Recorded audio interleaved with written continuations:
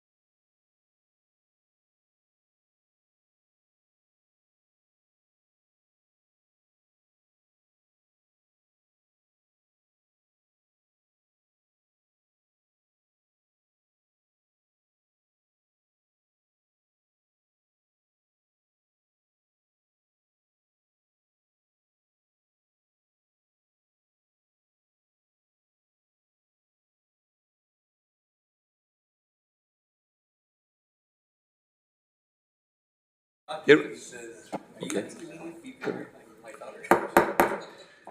Good evening. We're back from closed session. And Mr. City Attorney, do we have any announcements to report out of closed session? Thank you, Mayor. There are no actions to report out of closed session this evening. Thank you so much. Our next item is, this is an appointment item, 530 City Manager. The subject update on the current pests and diseases that are impacting our agriculture in Ventura County. Recommendation of the City Council receiving an update by the Ventura County Ag Commissioner Kareem Bell on the Asian citrus psyllid and other pests, food pests that we have in the county of Ventura. Kareem Bell, you're up.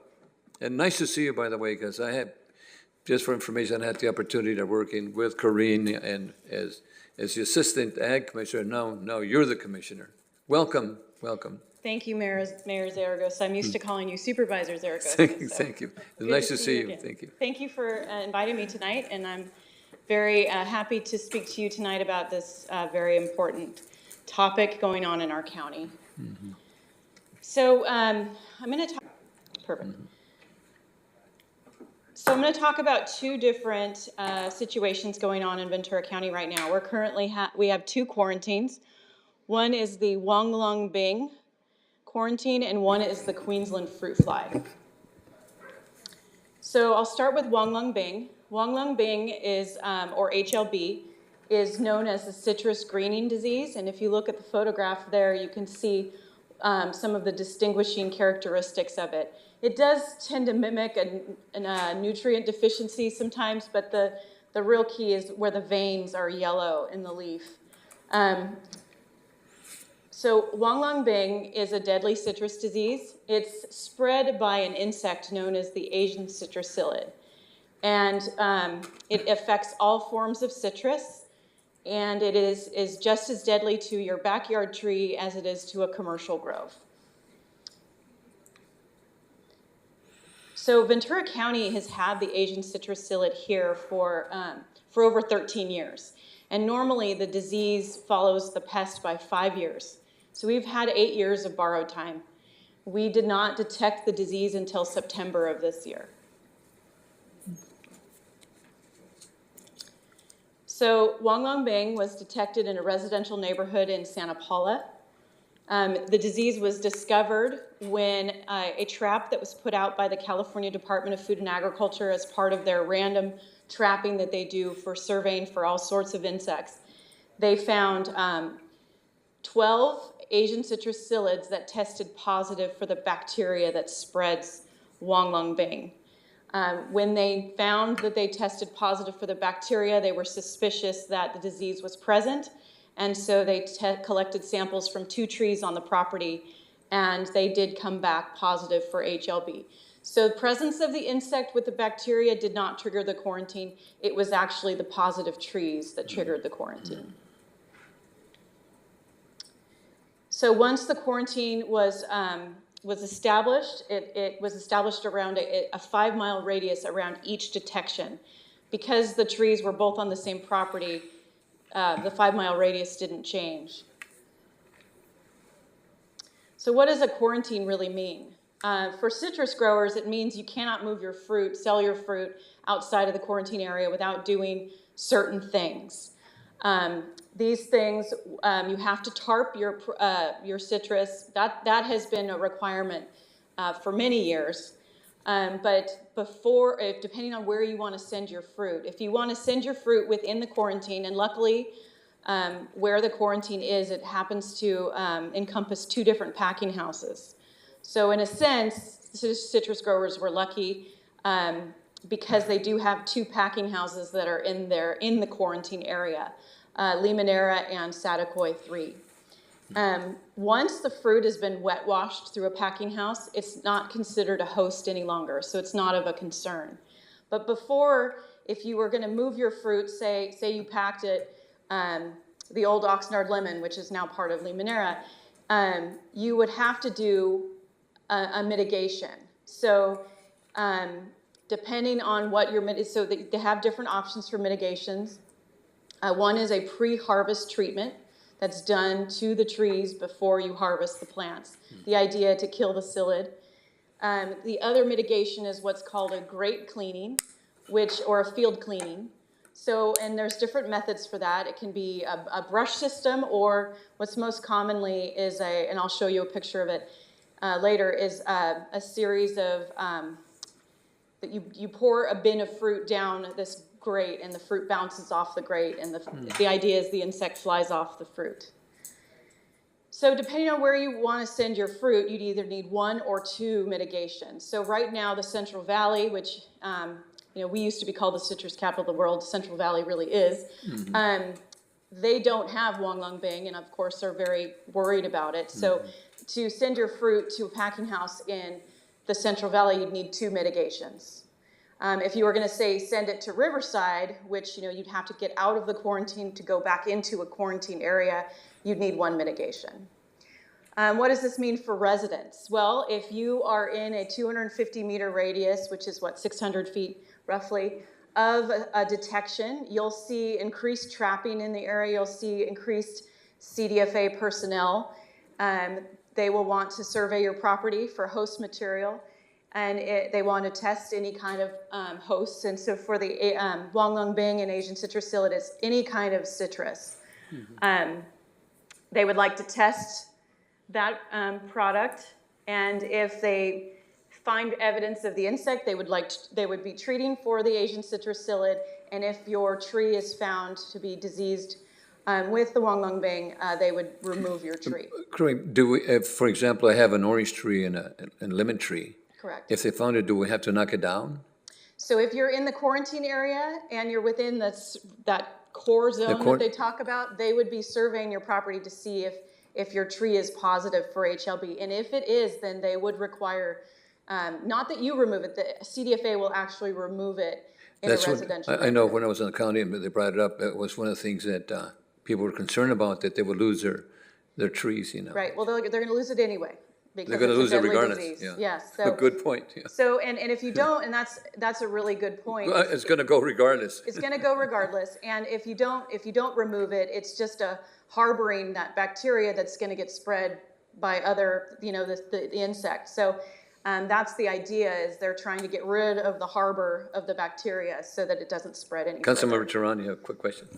Yes, thank you. And I'm sorry if it was stated, but there's no treatment or recovery for the tree from the infection, correct? No cure, and it's absolutely devastated the citrus industry in Florida. So we are very concerned and have been very concerned.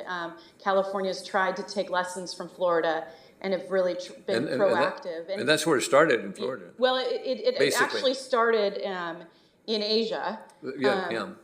But where we really saw the effects was in Florida because of their large citrus industry there. And so, to our credit, we've kept the disease at bay for 8 years longer than predicted. So it's to the credit of the diligent efforts of our growers to have really controlled that insect population, which we know spreads the disease. And when we say citrus, are we referring to avocado also? No, so this would just be lemons, limes, citrus. Okay. Oranges, mandarins, anything in the citrus family. Yeah, right. not Thank you. avocados. Thank you. So this is an example of a grate clean. They'll pour the bin down the grate, and the fruit will bounce along, and the idea is the insect falls off. And then the other picture is showing a tree being removed in Santa Paula that was found positive for HLB. Okay, so to date, we've found 63 infected trees. It's all within the same Santa Paula area. The quarantine has only grown once, so it's just been in a cluster. And so we're continuing to monitor, we're continuing to trap, we're continuing to do treatments and tree removals. And when I say we, it's really the California Department of Food and Agriculture, and we've been assisting at the local level. So when, for instance, if someone has concerns about the pesticide that's used to kill the psyllid and they're refusing CDFA entry, we'll go door to door and try to talk to the residents to let them know, we're here, we're monitoring these applications, we're making sure they're being done safely, and really just kind of just providing that outreach to let them know how really important it is and how critical their cooperation is. Because really, growers have been doing their part. We now need the residents to help because these fines are in residential neighborhoods. They're not in commercial groves. So we're really needing the cooperation of everyone to slow the spread of this disease until science can catch up and find a cure, and then really protect citrus in California. This is the ultimate goal. So now I have the other bug, no pun intended, in this county, the Queensland fruit fly. This is a very interesting quarantine that we're in. It is the first in North America. So the fly has been found a couple times, once in San Diego in the 1980s, once in Orange County in the 1990s, but they never found a second fly. And so the second fly caused the quarantine. It's originally from Australia, and it's considered one of the most detrimental agricultural pests in Australia. Now, our climate is similar, and so we are very concerned about what the impact of what this insect could do to our California agriculture if this insect were to be established. This was also detected in a residential neighborhood, this time in Thousand Oaks. So the concern with the Queensland fruit fly is what happens is the females will lay their eggs inside the fruit, and the maggots will hatch and emerge from the fruit, making the fruit inedible. They reproduce very quickly, and so this can very quickly destroy crops. Question. Yes. Was the first picture strawberry or raspberry? Raspberry. Raspberry, yeah.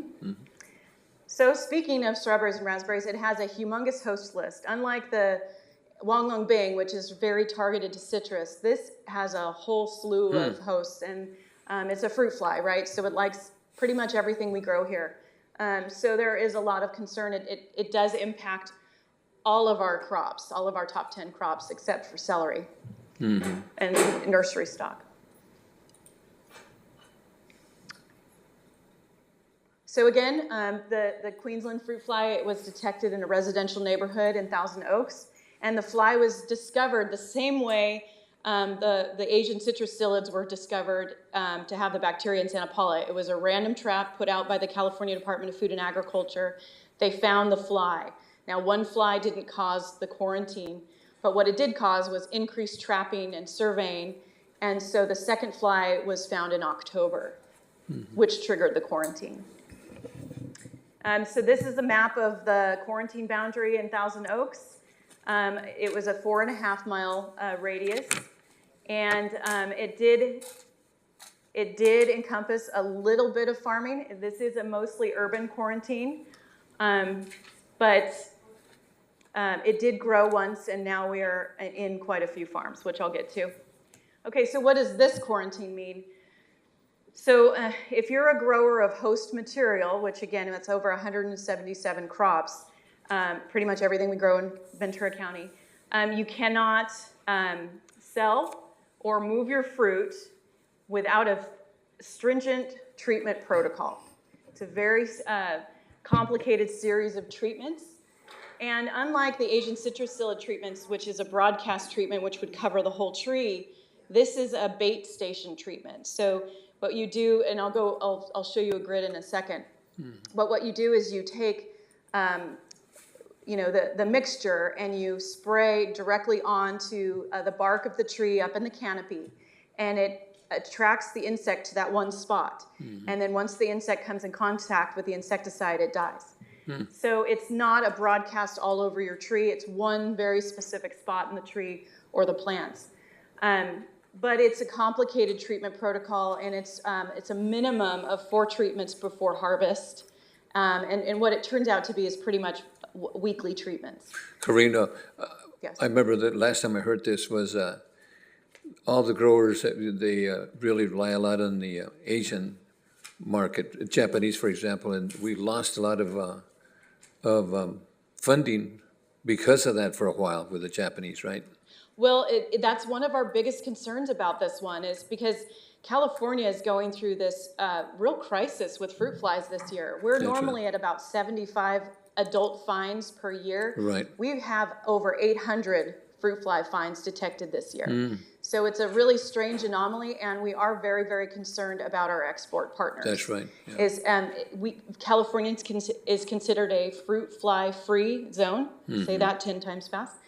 And so we're really at risk of losing that status with our trading partners. That's right. So Yeah, I think that's important for our people to very understand that. important. Yeah. We actually are the number 5 exporting county in the world, believe it or not. So that is a very big deal for our It's a county. $2 billion Yeah, industry. definitely. Right. So what is this? Oh, so fruit. If your fruit is destined for freezer or juicing, you don't have to do this treatment protocol. However, that's not the desirable thing because fresh fruit market is obviously the better market. Juice and freezer berries go at a considerably less price for the growers, so that's not desirable, but it is still an option if they're not willing or able to do these treatments. There is, and I didn't put it on the slide because it hasn't been thoroughly vetted yet, there are talks of a post-harvest treatment, which would involve either fumigating the crop, which in a chamber, which isn't very practical for a huge field of strawberries. It's practical for small shipments, but not a huge harvest of, or a cold treatment, which is also not practical for certain varieties. Strawberries wouldn't tolerate it. Blueberries might. So they're still trying to work out the details on what those post-harvest treatments might look like. But right now, we actually have growers who are looking at the quarantine boundary, gambling that it will increase, and so they're going into what's called pre-quarantine compliance agreements. So they're basically starting that rigorous treatment protocol in advance of being in the quarantine, gambling that they will be in the quarantine at some point, and so they'll get credit for all of those treatments if they suddenly find themselves in a quarantine. Because if they suddenly find themselves in a quarantine and then they want to harvest, they can't. So we've had 3 different growers sign up with us so far, and Driscoll and some others are very interested in having talks with the Strawberry Commission. There's a lot of folks that are interested in getting started on these because they're watching this quarantine boundary and they're basically gambling that's going to increase because they don't want to find themselves in a quarantine unprepared. So similarly for residents, you're going to see an increased activity of CDFA personnel. They're going to be trapping, they're going to be surveying for host material. If you have host plants, they'll be testing those plants, and they'll be treating the properties. The residential treatments are with a chemical called spinosad, which is an organic formulation. And if host material is present, and obviously if they find evidence of maggots, they'll remove the host material from the property. So this is the bait station grid that growers are required to do. So if you can picture this as an orchard, each square being a tree, it's really the perimeter of the orchard and kind of a crisscross pattern throughout the orchard. So it's definitely not every tree. This is being debated on how strawberry growers should do this because the 2 chemicals that are being used, malathion and spinosad, they each have a bait in them because again, the idea is it's luring the male fruit fly to the one section and they'll hit the insecticide and die. It's the bait itself causes spotting on strawberries. So there's a lot of concern about actually applying this to the fruit or to the plant directly. So there's some talk of allowing bait treatments on wooden stakes throughout the... Councilmember Valenzuela, you have a question? I see okay. Okay, thank you. Go ahead, I'm sorry. So that's what the grid pattern looks like currently, and so we're working with the USDA and CDFA on developing bait station treatment protocols for other crops other than tree crops. Councilman Teran. Thank you. As far as the treatment goes and the bait, just so the public can hear that, is there any documented risk to consuming that, or if we have these baited fruits, I'm assuming they wouldn't be put into the consumer stream or into production. They'd be tossed out when they were done being used. But just so folks know, what the process is, or if there's any risk to folks with these types of products being used with the treatment. So that's a great question. So that's why our office exists, basically. We make sure that the growers are following all of the requirements, all the laws and regulations, and all of the requirements on the label. And the label itself was developed with that in mind. Growers are not allowed to apply the product so many days within harvest, allowing the chemical time to dissipate and break down. So, and also there's a mandatory period of time between each treatment can happen, so that the idea is that there's not an residue that's over tolerance, as they say. So the growers are doing that, the label dictates that, and we are there making sure that it's being done properly. And all of these, just so you're aware, all of these treatments are being monitored. Every single treatment is being monitored by CDFA staff or our staff.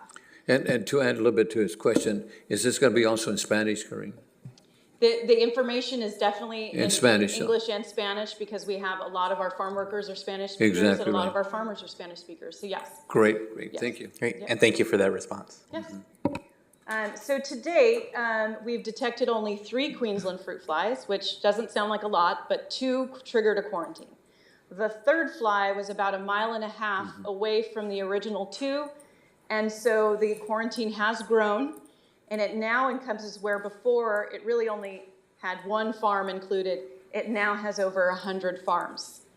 So a lot of acreage, and again, it's on the boundary of a lot more farms. So those growers are really watching this and, again, entering into those pre-quarantine compliance agreements with our office so they don't get caught in a quarantine without an ability to harvest. And so as it stands, if we don't find another fly, this quarantine will last until July. So these treatments will have to go on until July.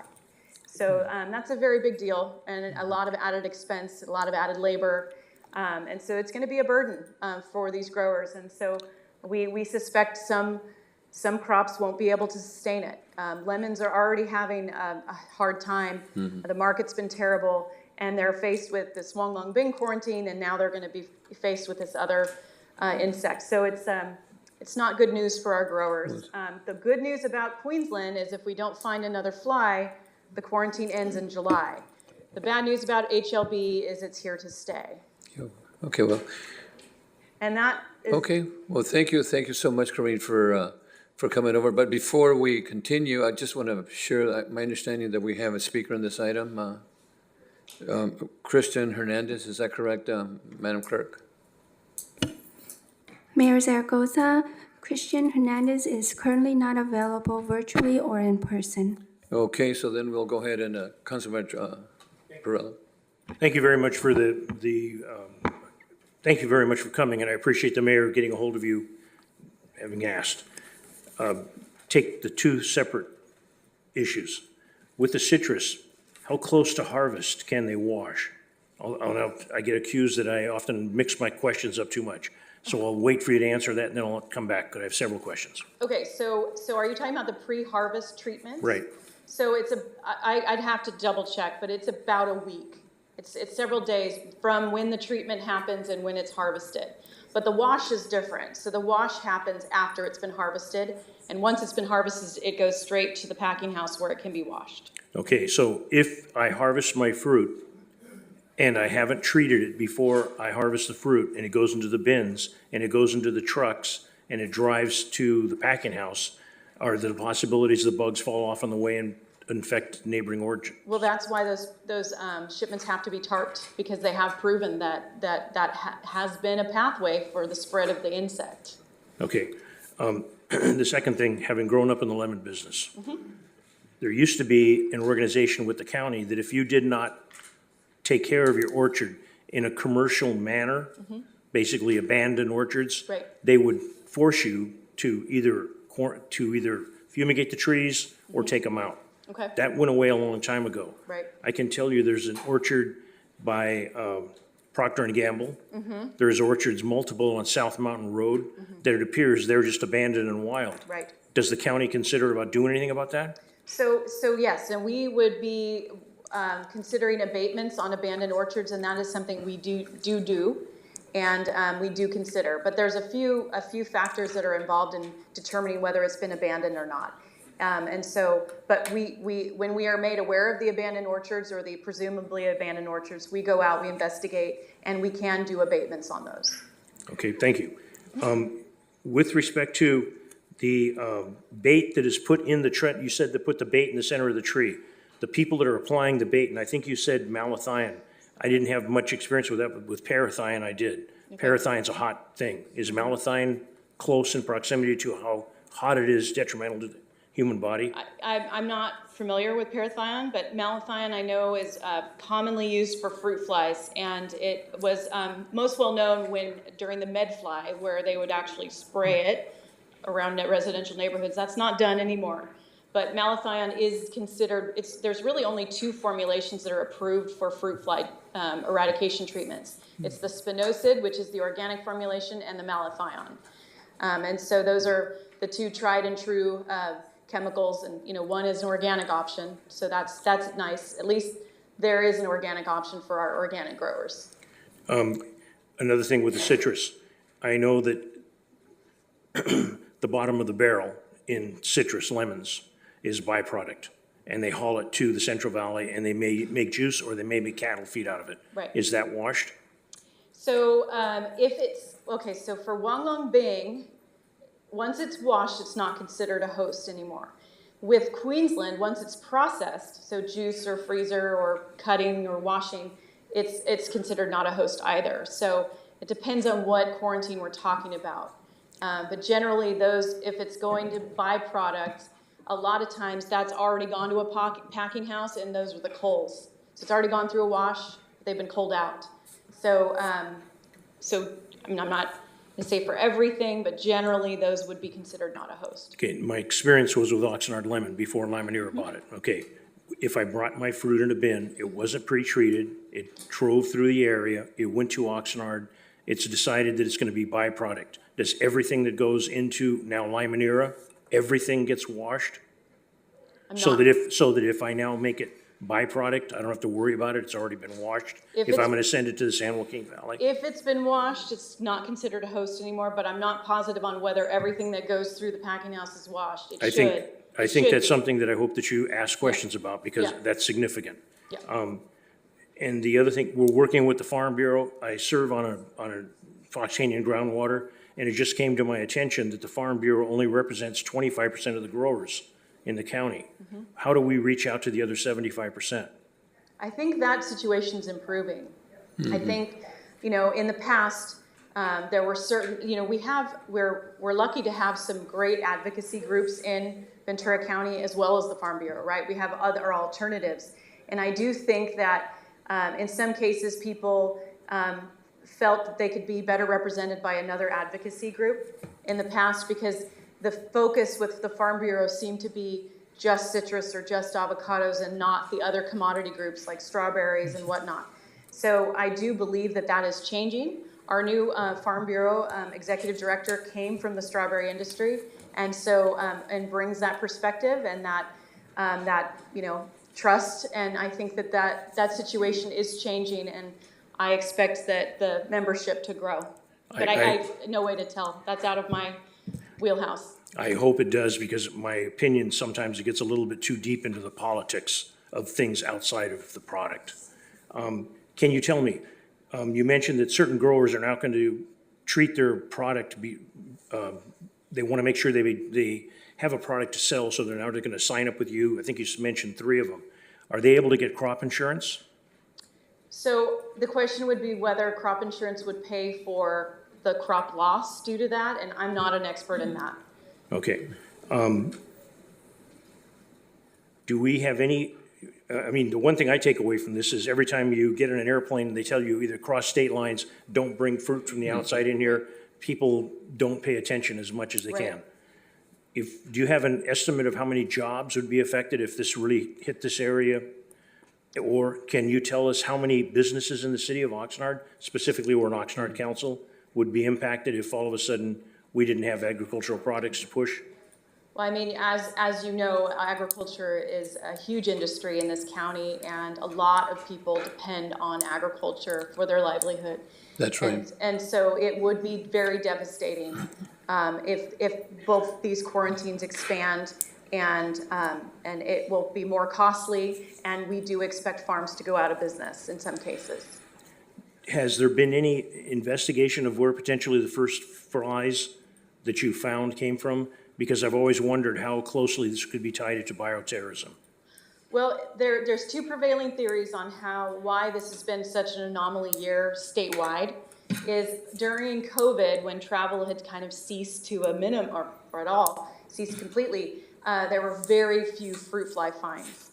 And now that travel's open and people are up and moving again, we've seen this tremendous increase. We also attribute some of it to the weather we had this past year. It was really rainy and mild. We didn't have extreme cold, we didn't have extreme heat. And so extreme heat and cold tends to kill off some of these insect populations. Mm-hmm. So those are just two theories on it, but definitely we know these insects move through human behavior. It's not, they don't fly from country to country. They are moved through human activity. And so that's why it's really critical for the outreach and education of everyone. Again, farmers have been doing their part. We now need to get the residents mobilized in helping with this effort, because this will impact everyone. Do you know if the state has cut back on the inspections at state lines? You know, that's another speculation, is that, you know, the USDA hasn't been as present in like the airports and whatnot, but, you know, if you talk to the USDA, that's not the case. So, you know, I think there's probably multiple reasons, but like I said, the two prevailing theories were the weather we had this year and increased travel. Okay. I appreciate you coming and making the presentation. It's a big deal. Yes, it is. I expect in the future somebody will come and tell us exactly what's at risk, because my fellow council members, including myself, I can't tell you how many jobs could be at risk, but I can tell you it would make a big kick in the head if something like that were to happen to this city, let alone the county. Absolutely. Thank you. Thank you. Carla, thank you so much, you know, for the opportunity to be here today. This is really important for us, you know, that for our people to understand what happens with the citrus psyllid, not only in English, but also in Spanish. But one important thing that you said, how critical is this, getting rid of, eradicating this insect, because a lot of our people have, this is their livelihood. This is where they work. This is money in the bank for them, you know. So, but I want to thank you again for being here today, and I know that's important, that we all understand and how we can help here in Oxnard.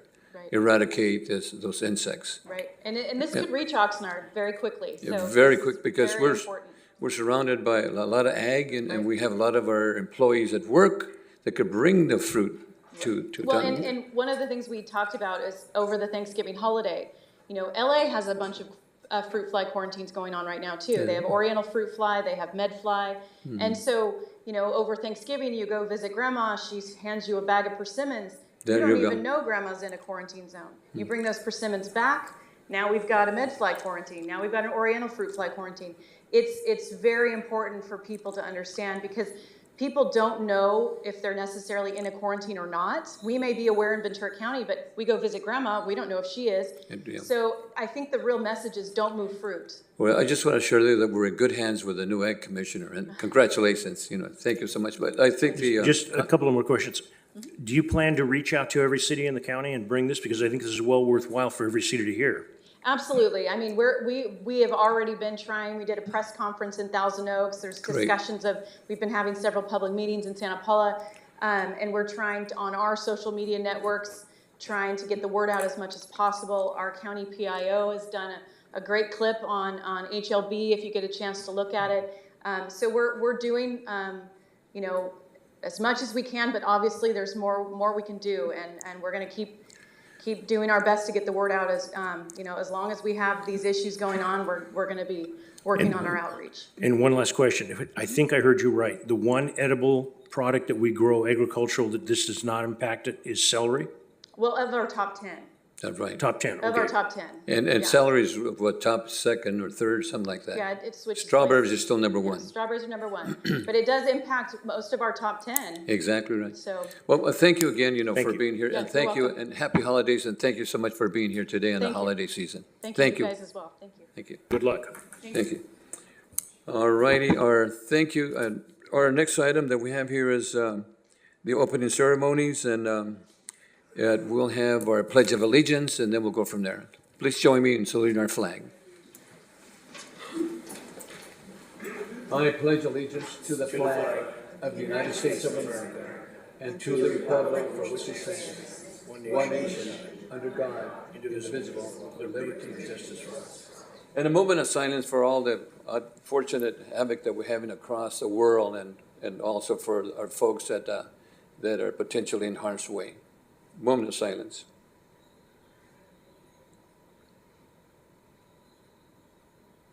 Thank you. Okay.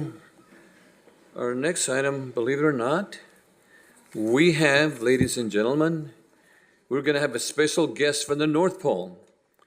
And we hopefully maybe that special person or guest is here nearby. And ladies and gentlemen, welcome to the city of Oxnard, Mr. Santa Claus. Join us here tonight with a few elves, and I hope that this evening is not too cold for you, Santa. Please put your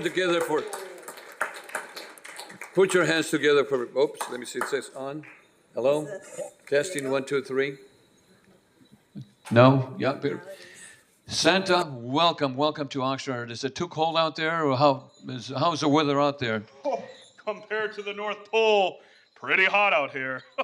Was there plenty of parking back there in the parking lot? Tons of it, as far as the eye could see. And I have a little note here to all the little ones that are listening tonight and excited that you're here today. I'm sure that you're probably going to ask them if they've been behaving all year long, and if they are, potentially maybe their parents might give them a gift. Do you want to share something, or do we have our elves are going to share some information? Absolutely. Go ahead, elves. Hello, good evening, Mr. Mayor, Mayor Pro Tem, and council members. It's that time of the year again. Santa is back. Beginning Thursday, December 14th through December 22nd, Santa will be visiting the community in his sleigh. This year, we are bringing back the scheduled stops. Our schedule can be found on our Facebook and Instagram pages. You can follow us at Oxnard Rec. During the tour, you can get live updates following at Santa Float X, account formerly known as Twitter.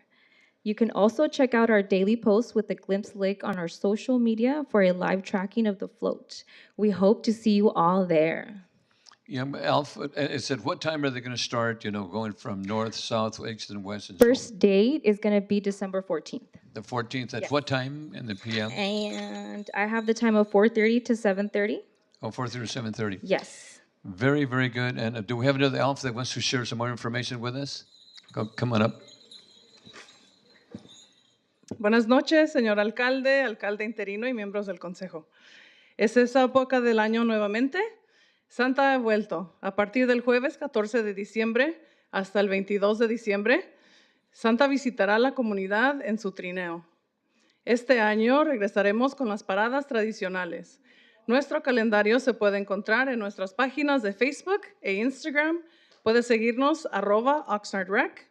Durante el recorrido, obtener actualizaciones en vivo siguiendo la cuenta @SantaFloatX, anteriormente conocida como Twitter.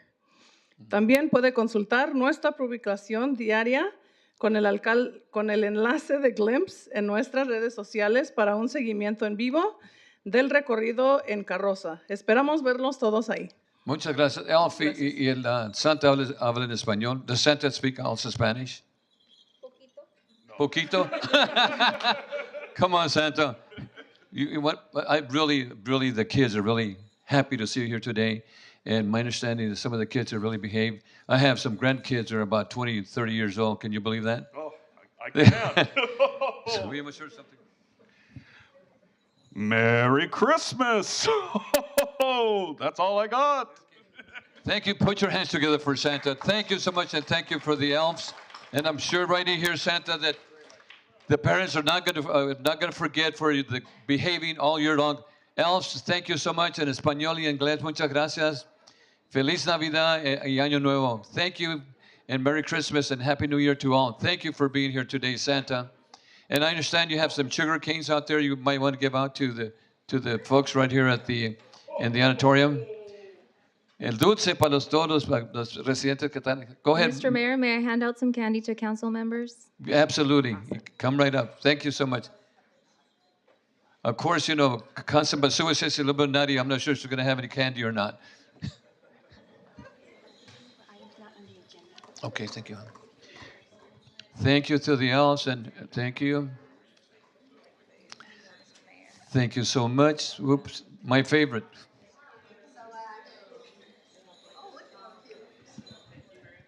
Thank you so much to the elf. And how about the city manager? Does he get anything? Oh, how come he got a bigger one than we did, Mr. City Manager? Hey, wait a minute. Thank you so much. Again, put your hands together for Santa and the elves. Thank you. Thank you so much for hearing me tonight.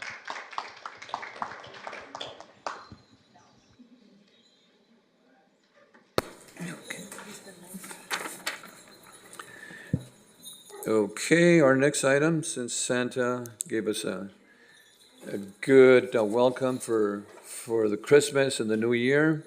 So right now, then we're going into G1, public comments not on the agenda, and I want to start off with Carla Alejandra. Carla, is she available or is she in? Yes, she's available virtually. Carla, please press star 6 to unmute, and you have 3 minutes. Thank you. At the last city meeting, the city manager presented a so-called fun fact regarding homelessness. What a missed opportunity. Imagine how much more informative the presentation could have been if it specifically addressed homelessness in Oxnard, with local research and data on the homeless population of Oxnard. However, the city manager chose to generalize the subject. Perhaps this is why he offered the same tired solution that most city governments like to give people: more housing. Allow me to continue with the city manager's choice of the fish to explain why more housing is not a viable solution, at least not for Oxnard. Let's say one fish owns some fish houses and allows other fish to rent or buy them to live in. But the owner fish charges way above what even middle-class fish can afford for a fish home. No problem, say the city official fish. Let's build more fish housing. The city fish go ahead and build fish housing, yet they do so in affluent fish areas of the fish city.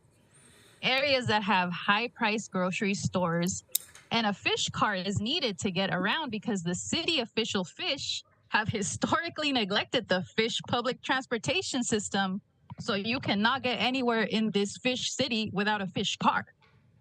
Well, how can homeless and working class fish afford to live in these new fish housing areas? No problem, say the city official fish again. For every 80 fish housing units, we will include 3 low-income fish housing units in the same complex. But even if 200 fish housing units were built, that would mean that there still would only be 7 low-income fish housing units available.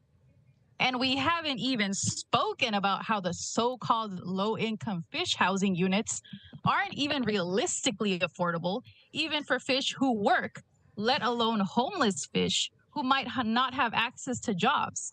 Because unfortunately, many of the other fish, due to prejudices and stereotypes, discriminate against homeless fish just for being homeless fish. But I digress. City official fish can approve and build all of the fish housing they want. But without addressing fish rent control, unaffordable so-called low-income fish housing units, 30 fish housing seconds. only being built in inaccessible affluent fish areas, my point is, that's not the answer, homie. More housing is not going to solve homelessness. You don't even pay attention to the housing that already exists and how these slumlords have people living in dehumanizing conditions. How are you going to say that more housing is going to solve this homeless issue? Please make it make sense. Okay, our next speaker is Ray Platel. Ray Platel, followed by Leah. Ray Platel, 3 minutes. Thank you. Mayor, council members. In mid-October of this year, I met with special districts personnel to alert them that, based on data received from the city, there had been a billing error for my LMD number 28. At this time, these gentlemen assured me that this would be addressed. Following this meeting, there were multiple emails to special districts to gather status information. Mr. City Manager, I first sent you an email on 8 November regarding this erroneous charges for sidewalk grinding. And on that time date, you replied that you would, quote, look into it and get back to me, end of quote. On 14 November, I had emailed you again to ask if you had looked into it. And on the same date, you replied, quote, no, not yet, end of quote, end quote. The city has higher priorities, end of quote. And you also wrote, quote, if it is determined LMB 28 is owed funds, the funds will certainly be replaced, end of quote. Then on 28 November, I emailed Mr. Eric Story to ask the status. Today is December 5th, and I have not heard nor seen anything from the city manager or special districts regarding this matter. It is approaching 2 months now since I first brought this to the attention of the city. Mr. City Manager, you once told me to trust you. Do you remember that? It was during a meeting between you and I where I had personally demonstrated how your finance department had misled the city council and the public regarding the true costs of the health benefit package increases. Well, trust is earned, not given away like a cheap nickel. I assumed you would honor your word, but I guess not. It's been some time since you claimed that you had gotten back to me. It's been even longer since I brought this up to the special districts leadership.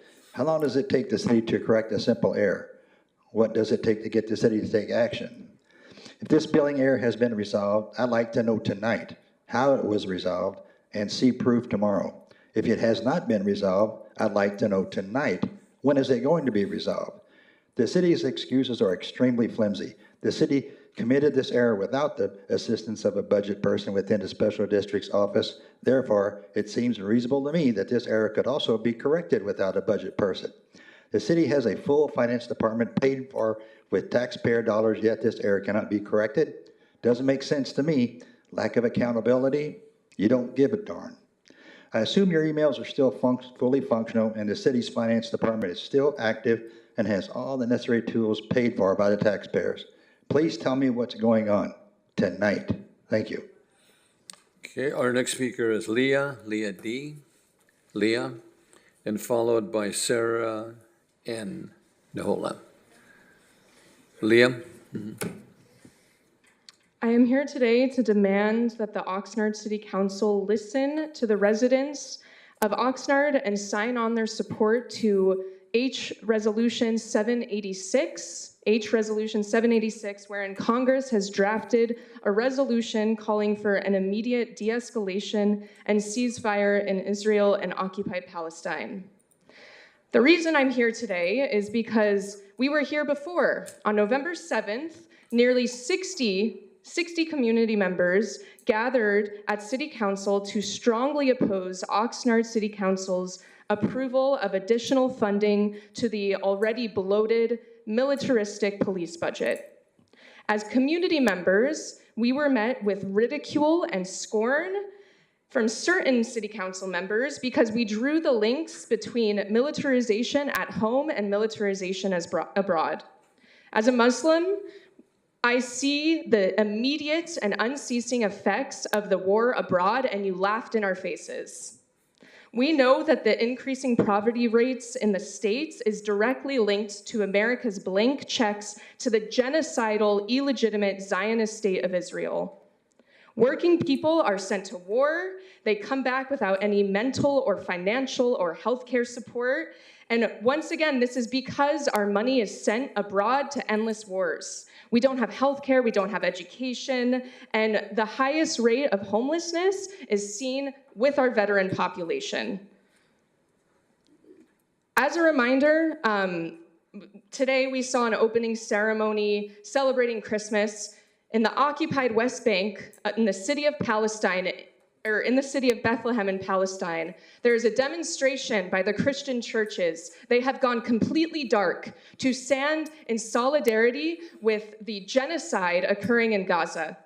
21,000 people are estimated to be dead in Gaza, still undiscovered in the rubble. Children, women, elderly, there has been no response from our electeds at the local level, at the state level, and at the national level. There is a genocide occurring, and every minute you are silent, you are complicit. Every minute you ignore the residents' demands. We see your faces, and we are not forgetting. We will continue to come back, and we will continue to demand that you take action, sign on to HR 786, calling for an immediate de-escalation and ceasefire. Additionally, free all political prisoners in Palestine, end our unconditional aid to Israel, and call Israel for what it is. It's a colonizing force, it is a settler colonial force, and it is complicit in genocide. It is actively participating in the genocide of Palestine right now. Our next speaker is Sarah Nahola. Sarah? Excuse me, Mayor Zaragoza, just for the record, Councilmember Madrigal joined the meeting at 6:25 p.m. Thank you, Madam Clerk. Sarah? Hello, my name is Sarai. I've lived in Oxnard for 20 years, my entire life. I'm here to ask that the Oxnard City Council sign on to House Resolution 786 that calls for the immediate ceasefire in Israel and occupied Palestine and divest from the militarization of Oxnard Police Department. This is an international issue that should concern us all. A genocide is occurring, and the minimum we can do to affirm that Palestinians deserve justice is to pressure for a ceasefire. It's the first step in standing against Israel's occupation and genocide of Palestinians. Since October 7th, 14,500 Palestinians have been confirmed to be murdered, 8,000 of them children. Over 20,000 people have been injured, and at least 70% of the population in Gaza has been displaced. More than 50% of all housing units have been destroyed. On top of that, there's been a denial of humanitarian aid to Palestinians living in the Gaza Strip, including restrictions on food, drinkable water, medical care, and electricity. We call for the permanent ceasefire, the release of all Palestinian political prisoners, unrestricted entry into Gaza for humanitarian aid, restoration of basic needs such as clean water, power, and internet, and a permanent end to illegal Israeli occupation and terror. This is not something you can opt out of. If the people here are demanding that you stand for this issue, it's because we're aware that justice for Palestinians is tied to the liberty and justice of the people in Oxnard. The issue of Palestinians is an issue of all working class people, so it garners the support of all working class people. The March on Washington on November 4th is proof of that, with 5,000 protesters that shouted for a ceasefire.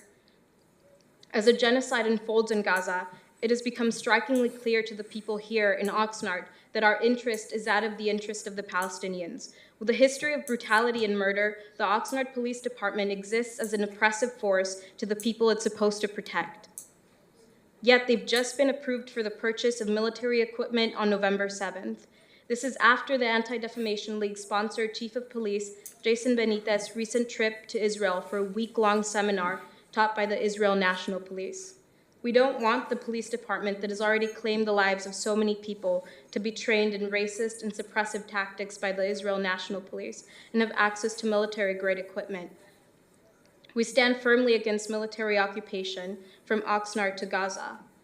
Silence is harmful and an act of support in genocide. This is how you're acting. We see it and the world sees it. We should hope this isn't how you are, but that's how you're misrepresenting the people of Oxnard. Our humanity, empathy, and sense of equality is not limited to the boundaries of Ventura County. It's with a sense of urgency that we call on the Oxnard City Council and all elected officials to demand and facilitate an immediate ceasefire. Thank you. Our next speaker is Carla Lopez. Oh, I'm sorry, Crystal Lopez. Or Crystal Lopez. Mm-hmm. Hello. I was born and raised here in Oxnard. I'm a voting member of District 1 for this county.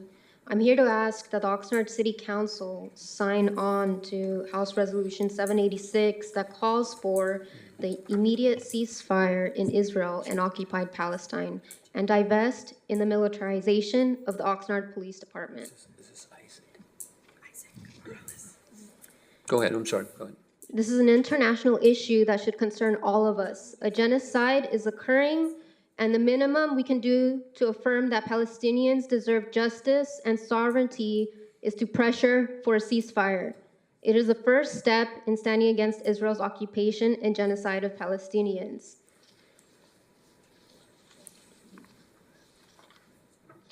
For decades, the Israeli government has perpetuated injustice, inhumane violence, and illegal seizure of Palestinian land.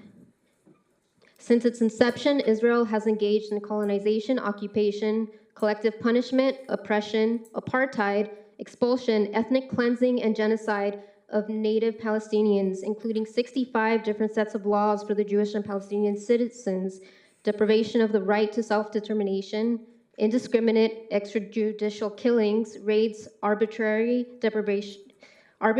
detention and imprisonment and torture, including of women and children and journalists, restrictions on freedom of movement and assembly, including checkpoints, roadblocks, walls, draconian permit requirements, and biometric surveillance systems that severely disrupts daily life and restricts access to medical aid and other essential services. Violent targeting of Muslim and Christian religious sites, annexation and land grab by the expansion of illegal settlement by forcible evictions and transfers, expropriation of land, the demolition of houses, and the confiscation and destruction of property, including olive trees to make room for Jewish settlers, a blockade, including cilantro and other foods deemed luxury, and setting calorie limits that amount to illegal collective punishment. The continued colonization of Palestine and atrocities committed by Israel is a fundamental violation of Palestinians' basic human rights and international law. When addressing international conflict as a citizen of a Western nation, it is imperative we understand our position and privilege in this world as a global power. Remaining silent in the face of Israel's occupation and crimes is to be complicit with genocide. I want to make a point that as a voting member, especially for the Democratic Party, that I value integrity, and integrity is a value that I thought was a democratic value. Thank you. Our next speaker is Isaac Morales.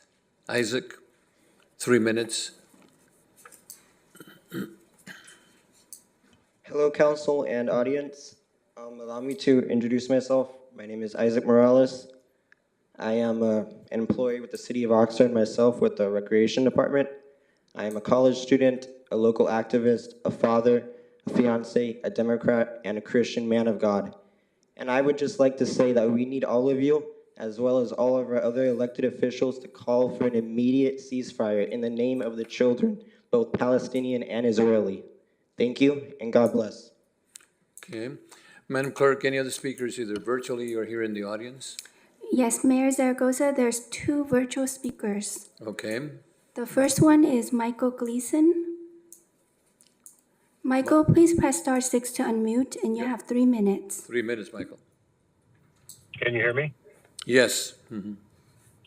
Thank you for this opportunity. What I'm speaking of today, my name is Michael Gleason. I'm a 20-some year resident of Oxnard. I'm also the chair of West Village neighborhood. I wanted to highlight an issue that's been brought to the attention of the city a few times, and there's no action happening. Maybe it's the responsibility of the school district. I'm speaking of the Oxnard Union High School District. The intersection at Rose and Cesar Chavez has been undergoing construction, but got to a certain point and the construction stopped. The condition that was left in place at that point is what I consider a dangerous set of conditions. The 2 westbound lanes that approach that intersection on Cesar Chavez are not marked. There's not any delineation between the 2 lanes. There is room for 2 lanes, but the arrows that used to be on the road surface, and the condition that they were in then was really bad, because as soon as one car stopped at the intersection, you couldn't see what was under their car as far as the arrow direction, the lane markings. Now, not only were those markings removed because the intersection boundary changed, but now there's no marking at all. And so what results from that is people coming from the east, coming to that intersection, they don't know which lane to be in, and depending on whether they're going straight, left, or right. And so what sometimes results is two cars going straight across. There's not really room for that. But the other impact is not just to those two lanes, but also people coming from the west going eastbound that are trying to either go straight across or turn left on Rose. This has been months. I mean, I asked repeatedly, can't we just at least do something temporary? If you're going to change it later on, okay, fine. 30 seconds. Give people some clear indication which lane they're supposed to be in so that everybody can kind of be, you know, aware of where those people intend to go. Maybe it's the school's responsibility. I've been told that the school district and the city are not on speaking terms. How ridiculous is that? Come on, let's grow up, people. What if an accident happens if somebody is hurt or Thank you worse? so much. Thank you. Our staff is speaking to the high school, working with the high school district, and I know that our traffic engineer is taking notes, and we'll get together with the Oxnard High School District on that matter. Really important. Thank you, sir. Madam Clerk, any other speakers? Yes, Mayor Zaragoza, there's another speaker with phone number ending in 7456. Please press *6 to unmute and introduce yourself if you like, and you have 3 minutes. Good evening, City Council, Mayor Zaragoza, and staff. My name is Maria Navarro. I am calling as a person here in Oxnard today who's going, who's in support of HR 786. As the majority of public speakers just talked about, I believe that calling for an immediate de-escalation ceasefire in Israel and occupied Palestine is a resolution that's worthy for the city of Oxnard to adopt. Not only because, you know, it is, in my opinion, the right thing to do, but also because I feel like this is something that it is part of what cities have been doing and a way to get our voice and our concerns out there. I have been educating myself a little bit more about the topic. I don't know if I've told you all this. I've had conversations with all of you, I think, at least a couple of times, but I took a lot of classes while I was in history major at UCSB on Gaza and on Palestine and the Palestinian-Israeli conflict. And I think it goes without exaggeration to say that this is a really, really big turning point and could be really devastating for the millions of people who live in Gaza now, the millions of people who are Palestinian and the diaspora of Palestinian folks. There comes a time when I think people are called on to action, and I think this is one of those times. It may feel like a lofty resolution that you're signing. It may feel like it's out of your context. I think it's not. I think it's something that we're, right now you could decide and take a decision to place this item in the agenda, to call for a resolution to sign on with cities like Seattle, with Oakland, with Detroit, who have signed on to this resolution. And I before I go and my time's up, I would point you to one of the ways I have gotten more educated about what's going on is through looking at these conversations that have been in 30 seconds. Yadalia. So this is a collective of historians who are looking at Palestine in context, and so the series is called Gaza in Context. I'll send you all an email about this too. There is plenty of series. There's a about 9 episodes already that have been gone up, and they're all about an hour each. They all explain what's going on in Gaza, and I'm looking forward to possibly having more conversations with you all. Thank you. Thank you. Madam Clerk, any of the speakers, either virtually or in person? Mayor Zaragoza, there's no additional speakers virtually or in person for this item. Thank you, Madam Clerk. Our next item is item H1. This is a report from the city manager, and the subject is local government fun facts, Southern California illegal food vendor problem. Recommendation that the public and the city council receive a city manager discussion about the Southern California illegal food vendor problems. We have 3 speakers in this item. Before we start, let me go ahead and our first speaker is Carla Alejandra. Is Carla here or virtually? Carla is virtually. Carla, please press star 6 to unmute, and you have 3 minutes. Per a previous meeting that I saw, one of the speakers asked to speak after the city manager presentation, and you allowed her to speak after. So I was wondering if I could be shown the same courtesy Council members? for this presentation. Okay, then we'll call you after we finish this. And then let me call then Karima Yusuf, Kyremin. Is she virtually or? Karina, please press star 6 to unmute, and you have 3 minutes. Hello, can you hear me? Yes. Hi, my name is Carmina. First, I just wanted to put a little comment on Mayor Zaragoza. Next time, if you're having a moment of silence, please have a moment of silence for Palestine. Palestine is going through a genocide. More than 21,000 people have been murdered at the hands of the state of Israel and the United States. So please acknowledge the lives lost and don't be vague. So today I'm going to talk to you about the quote fun fact that you presented today about illegal food vendor problems. First of all, to echo Councilwoman Basua's comments a few weeks ago, telling us constituents that we are unbehaved, which is why y'all need to militarize the police. Y'all need to actually start behaving. Instead of asking your constituents to behave, y'all need to listen to that yourself. How can we behave when every institution is failing us, including City Council?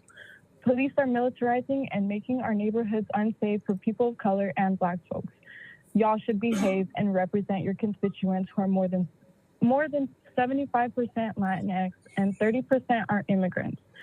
To frame street vendors as problems shows how disconnected you are from your own communities who are trying to provide for themselves. The criminalization of street vendors fuels state-sanctioned violence. Many of these street vendors are selling produce or food in places where grocery stores might be a little inaccessible for older people, for kids, for people with disabilities. And I'm sure that many vendors turn to vending to make ends meet because rent is increasing and losing jobs after the pandemic. The majority of street vendors are run by immigrants and people of color, Spanish-speaking, low socioeconomic statuses, and elderly members who face harassment from law enforcement across the nation and from people in our own neighborhoods in Oxnard who are racist and classist. The problem that you are framing here today is framing street vendors as a problem in our neighborhoods. Do you know that having a permit is highly unaffordable and is a complicated process that is a struggle to obtain for these street vendors? Putting the blame on street vendors versus on our own city council is just evident that immigrants and people of color are criminalized in this nation and in Oxnard City. Stop criminalizing your constituents using law enforcement. 30 seconds. Policymakers are so quick to make issues for street vendors instead of helping them, instead of supporting the economy, instead of supporting immigrant rights, and instead of offering them equal opportunities in labor rights, making permits easier to get for these street vendors, or even having a conversation with them. Include them in your policymaking and stop criminalizing your constituents and stop criminalizing street vendors.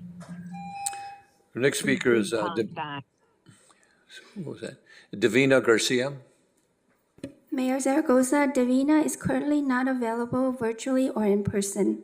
Okay, do we have any other speakers for this item? Mayor Zaragoza, there's no additional speakers virtually or in person. Okay, then we'll go ahead and go with the city manager's report, and then we'll call Carla after that. Mr. City Manager? Thank you, Mr. Mayor. So I will have this brief discussion, and I'll also address some of the earlier comments at the end of this segment. So let me go ahead and ask Diego to bring up the deck here, because it's this issue in some ways has come around full circle, but not to the original beginning point.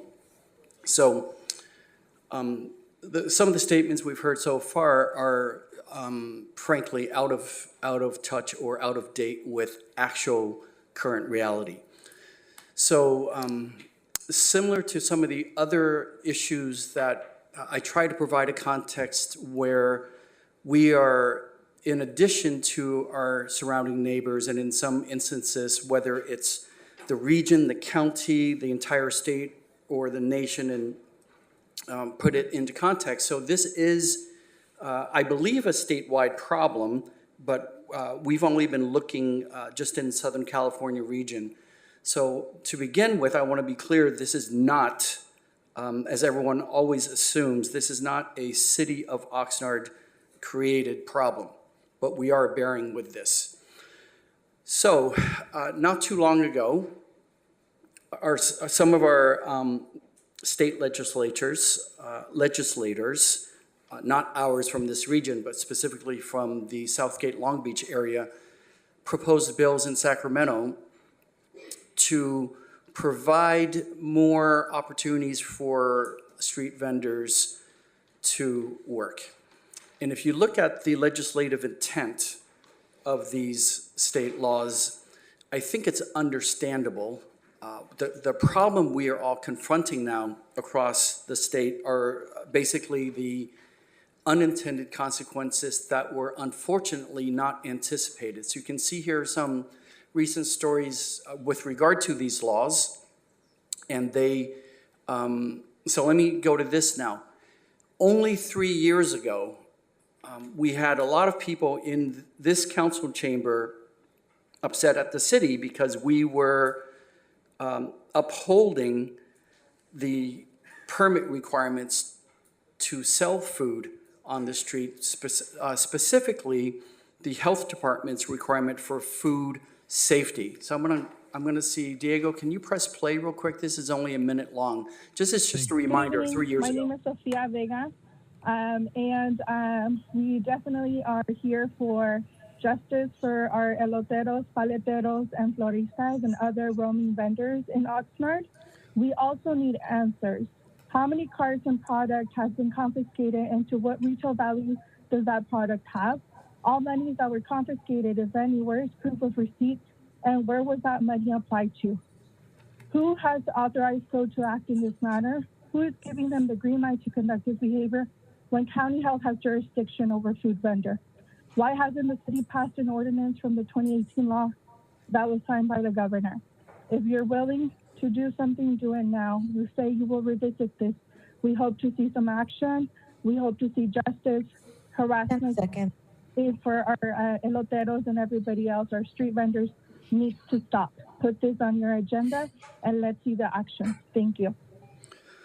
So 3 years ago, we had community members, along with local street vendors, advocating for us to not enforce the county's health permit requirements for local street vendors. Now, this year, throughout this year, if you, and I don't assume people watch this meeting routinely, regularly, every 2 weeks, but if you have been watching our meetings and even some of the county board of supervisors meetings, then you've seen now we have our local vendors who are permitted and licensed have been advocating for us to enforce against the recent proliferation of illegal food vending, not only in Oxnard, but throughout the county. The county board of supervisors actually took up this item today as well. And what our local vendors are saying is, hey, We've gotten our food permits. By the way, they're not difficult to get anymore. We've gotten our business license tax.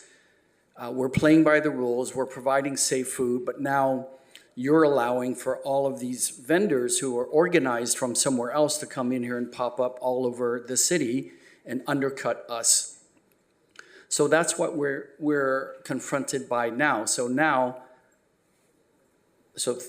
3 years ago and prior to that, our community advocated for our vendors. Now our vendors are advocating against the illegal vendors who are coming in to the area from other parts of California. Thank you. Good evening. So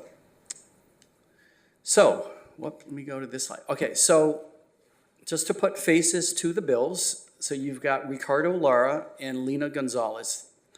These were state senators. I believe Mr. Lara is now the state's insurance commissioner, and Ms. Gonzalez is I believe, still a state senator. But it's these two bills referred to by bureaucrats as SB 946 and SB 972. But it's really what I call the Lara and Gonzalez bills. And again, if you look at the legislative intent, I think they were trying to provide opportunities for people and to decriminalize street vending of many types, but of course, food is the main items.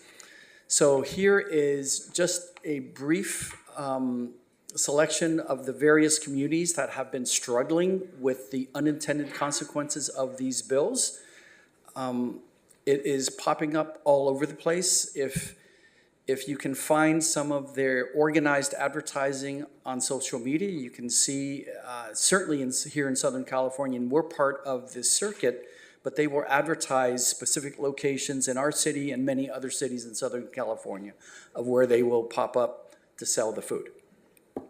So due to the state laws and due to the fact that we are not the county, we do not have the food, we don't have the health department. We don't issue or program the food permits.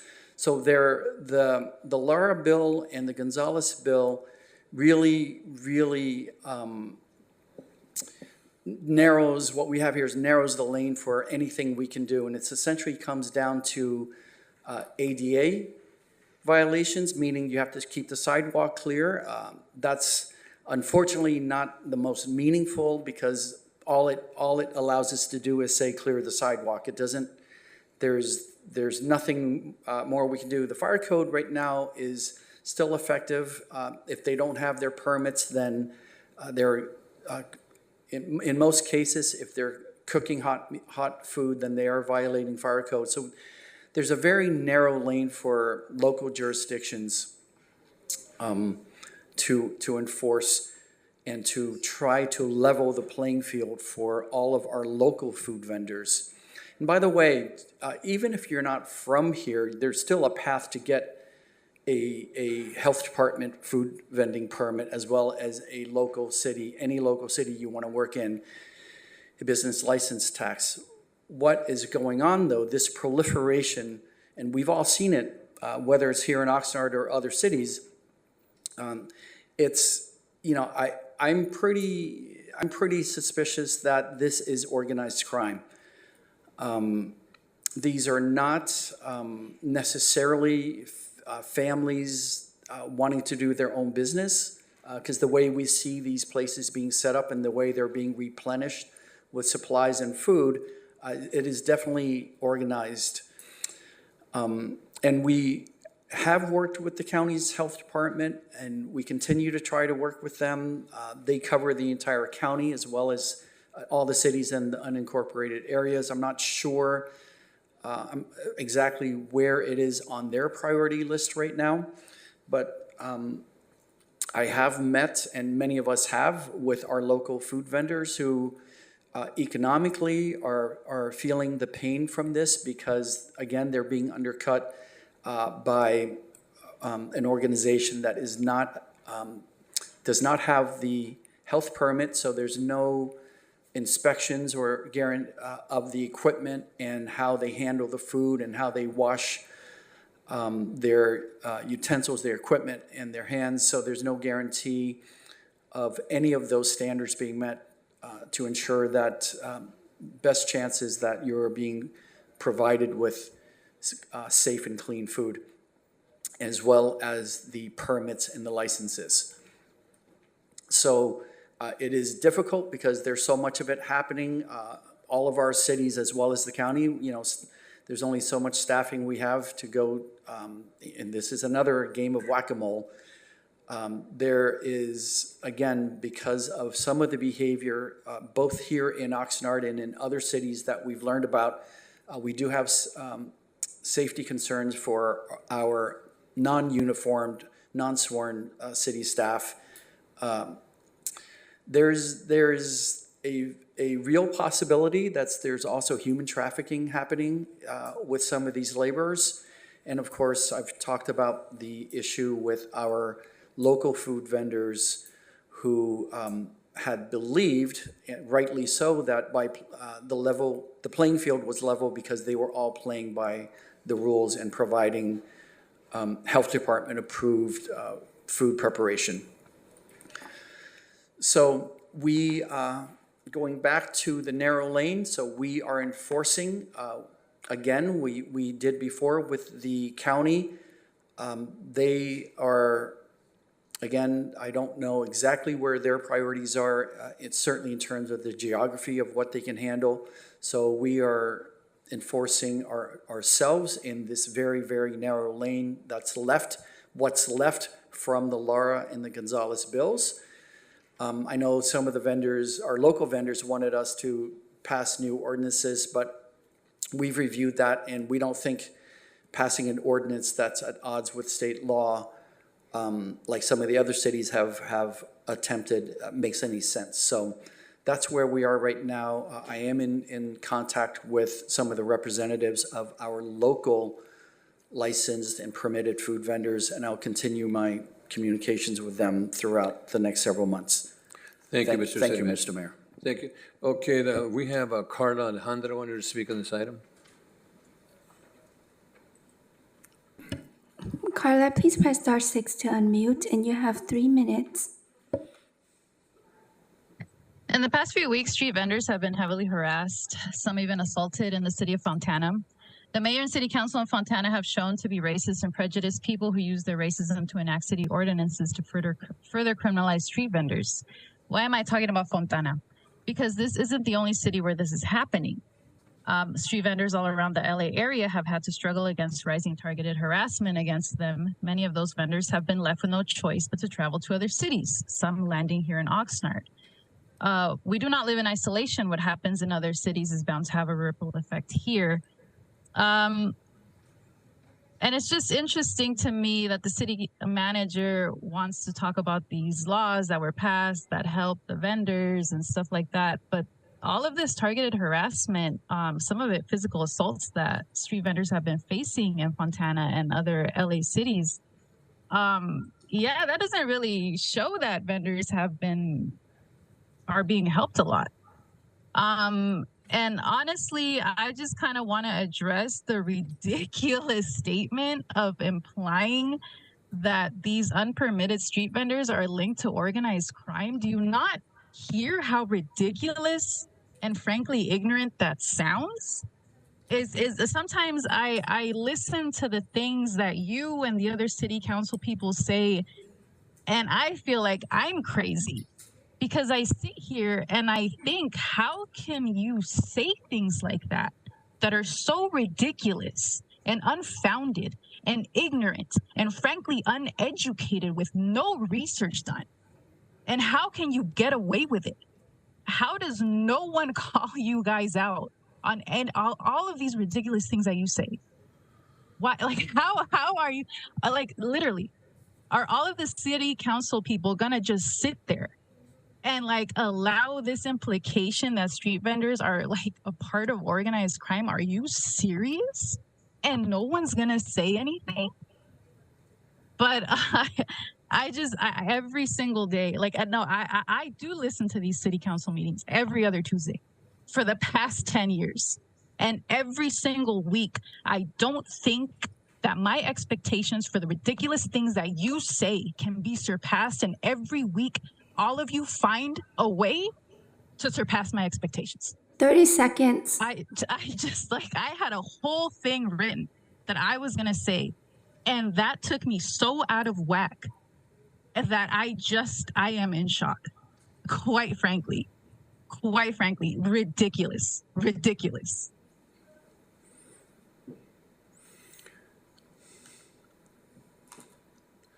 Okay, Madam Clerk, any other speakers is virtually or here? Mayor Zaragoza, there's no additional speakers virtually or in person for this item. Thank you.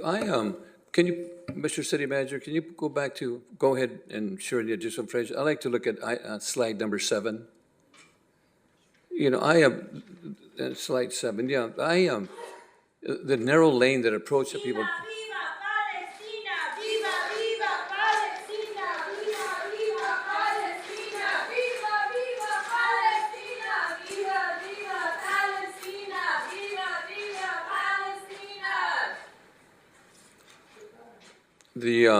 The reason I'm talking about here that SB 946 and 972 are the vendors that really, or excuse me, as the legislation that prohibits the city from forcing a vendor to leave a specific location. And of course, you know, the adopting any ordinance in the city of Oxnard is at odds with the state law. The third item is what I'm concerned about is that we have legal vendors. And legal vendors, if you want to look at nationalities, it's important that we look at nationalities. There's people that come from underserved communities, people that are trying to make it, people that are legal, people that get permits, people that get legal items from the county of Ventura to make sure that the food is processed accordingly. And not only that, some of those vendors out there have actual propane tanks that potentially, I'm not sure how safe they are. And I do not believe that it's really fair to the people that have follow the law and so forth. And I'll give a good example. All of us have to have a driver's license if we're going to drive in the state of California. And to allow people that don't have a driver's license drive is because they don't want to follow the law is not correct. If we want to do whatever we do, every vendor, every person has to have some permits and some legal status to be here. And it's unfair to the people that pay sales tax, income taxes, and so forth, and the people that do not. So to me, I do not believe that that's racist, number one. I believe it's following the law. And I just want to share that with her. And I know that our speakers probably not going to agree with that, but the people have to follow the law, and I think this is extremely important. Okay, Councilman Duran, thank you. Thank you, Mayor. I appreciate the information for the public. I have a feeling that there's maybe an important distinction that may need to be made here. The beginning of the presentation highlighted the back then in 2020 and then in 2021 when I joined the council, local issues that were surrounding pushcart vendors, eloteros, and folks who were selling ice cream, and stationary folks who were selling like flowers and trinkets and things that people can buy as gifts.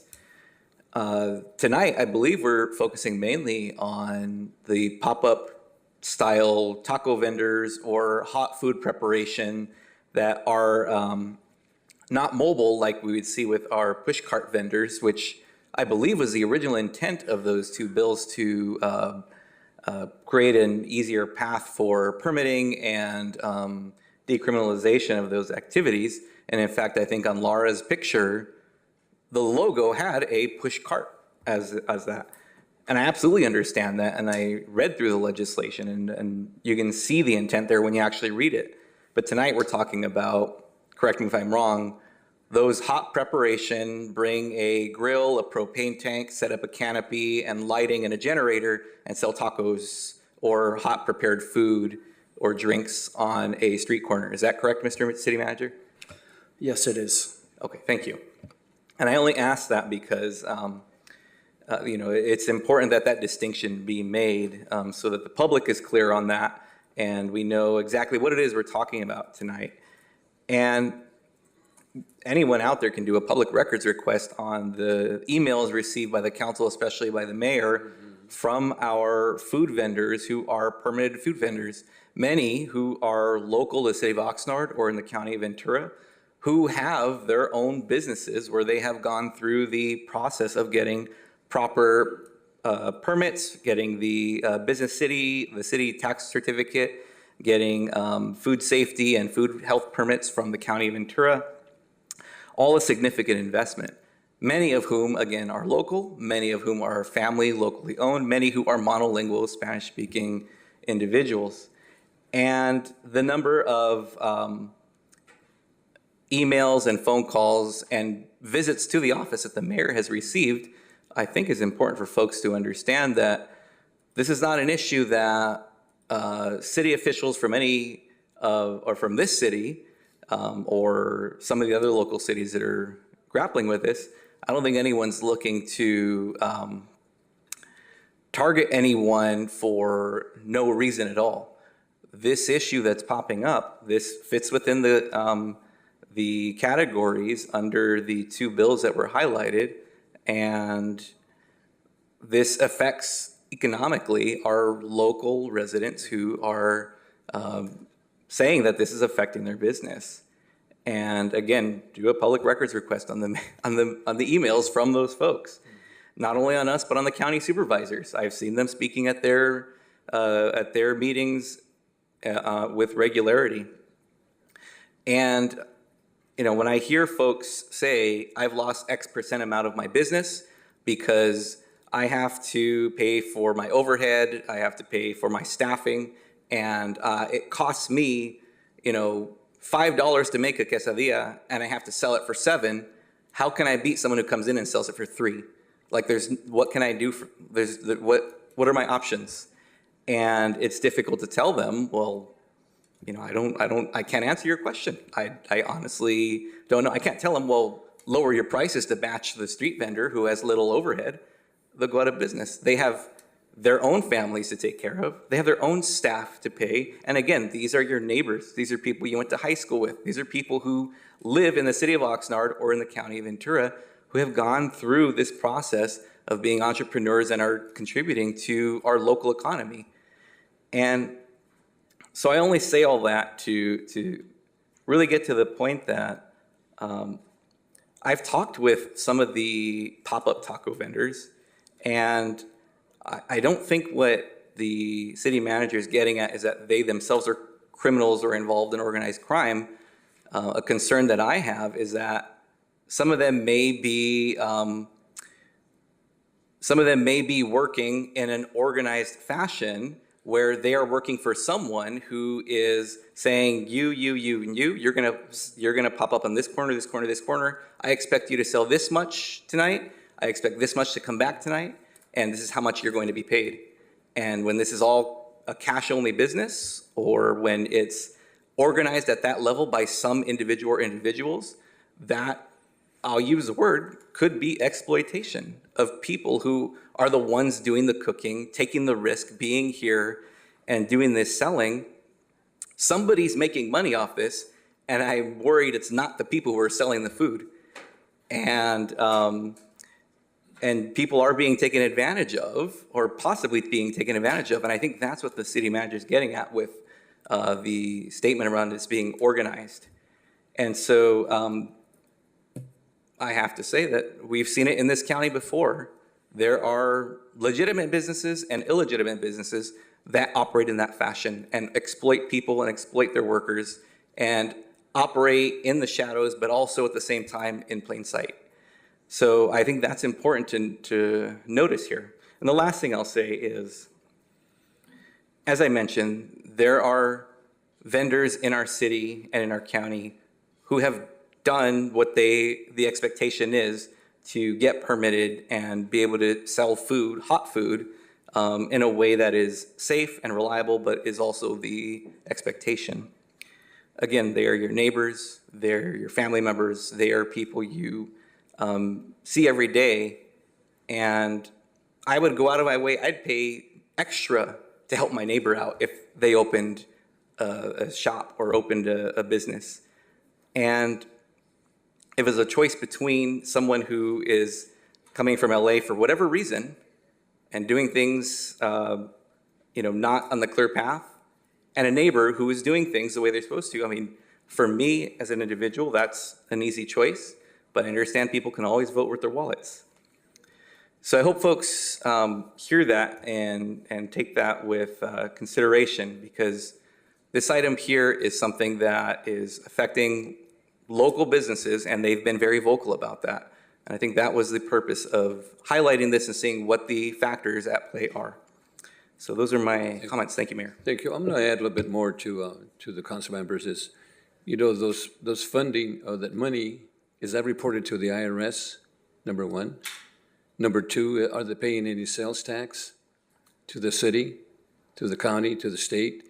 And the question is, if not, we're all paying for it. We're all paying for this illegal vendors.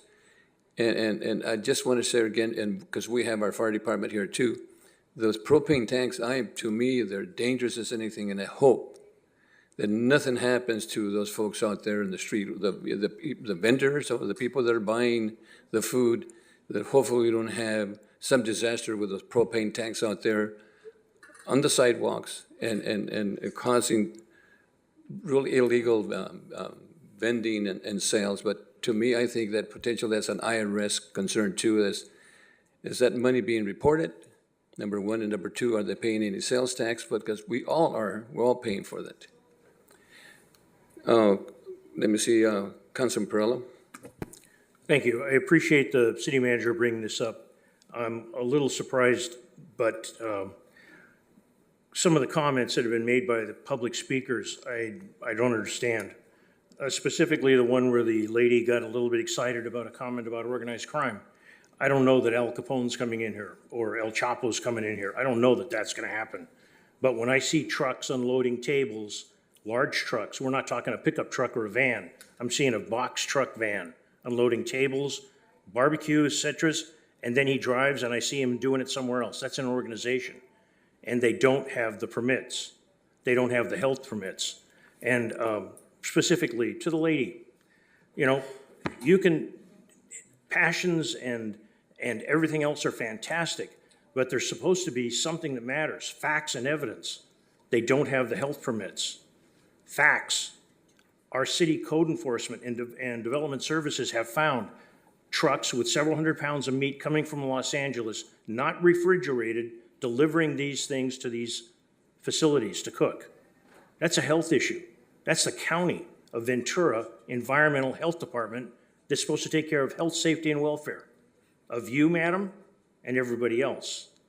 And it's supposed to be some sort of implied contract. When I go to a restaurant, they may not have the sign on the window that it's an A, B, C grade, as LA does, and I think we should have that in this community. But there is an implication that you're not going to get sick. And when it comes to the health of somebody, that's a big deal. I don't know what else you'd expect the elected officials up here to do. Health, safety, and welfare, the biggest thing we're supposed to do. Not look good, not look bad, not score points, not grandstand. Health, safety, and welfare of everybody in the community. When it's brought up that they're not paying, as the mayor has said, and as Councilman Turan said, I was here a little longer than Councilman Turan. In my recollection, this started up with the brick and mortar buildings complaining when a downtown organization wanted to bring in food trucks. And when they started to bring in food trucks, it exploded.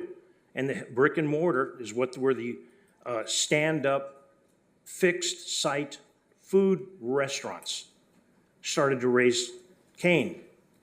And then it exploded. And then we had permits, and then we had certain food truck nights, and we had everything else. The little push carts, that was a minor thing. But when the push carts became a minor thing was when it was cut fruit.